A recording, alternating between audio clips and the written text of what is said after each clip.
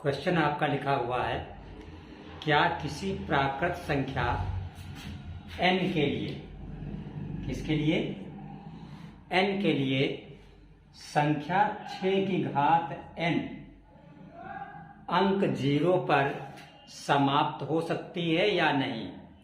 तो अंक 0 पर समाप्त होने का मतलब क्या होता है। जैसे मान लो कोई संख्या लिखी है 125, तो इसका लास्ट अंक क्या है 5, तो ये अंक 0 पर समाप्त नहीं है। जैसे मान लो लिखा है 320, तो इसका लास्ट अंक क्या है 0, तो ये अंक 0 पर समाप्त है। तो यहां पे आपको सिर्फ ये बताना है कि जो ये 6 की घात n संख्या है ये अंक 0 पर समाप्त होगी कि नहीं। तो हम क्या लिखेंगे हल करने में, 6 की घात n बराबर 6 का गुणनखंड करोगे तो क्या बन जाएगा 2 गुणित 3, और 6 पे घात n है तो यहाँ पे ऊपर घात लगा दोगे n। अब ये n घात जो है वो 2 पर भी है और 3 पर भी है, तो बराबर हो जाएगा 2 की घात n गुणित 3 की घात n।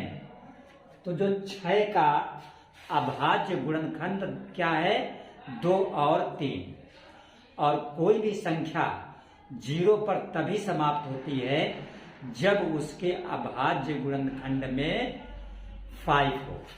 तो हम कारण क्या लिखेंगे, रीजन क्या लिखेंगे, लिखेंगे 6 के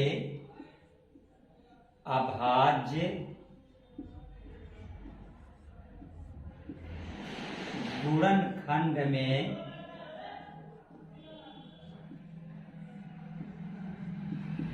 क्या है 2 है 3 है 5 नहीं है, अतः 6 की घात n अंक 0 पर समाप्त नहीं होगी।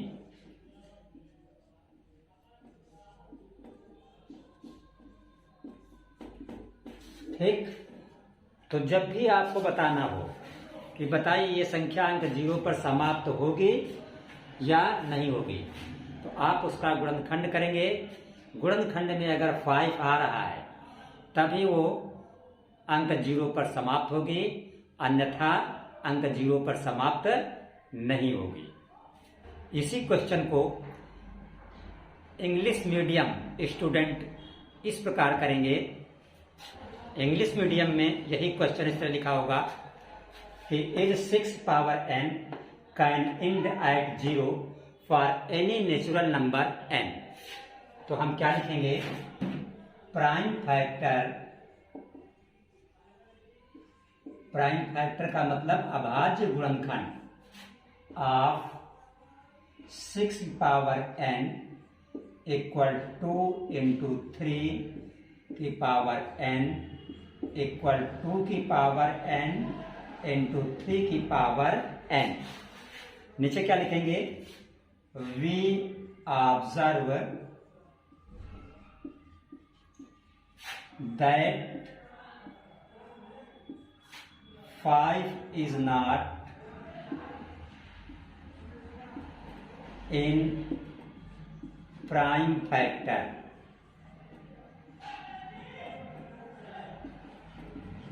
of 6। हम क्या देखते हैं कि जो 5 है वो 6 पावर n के प्राइम फैक्टर में नहीं है। सो 6 power n can not end at 0। We observe that 5 is not in prime factor of 6 power n। 6 power n के प्राइम फैक्टर में क्या है 2 and 3 है, 5 नहीं है। सो 6 power n can not end at 0।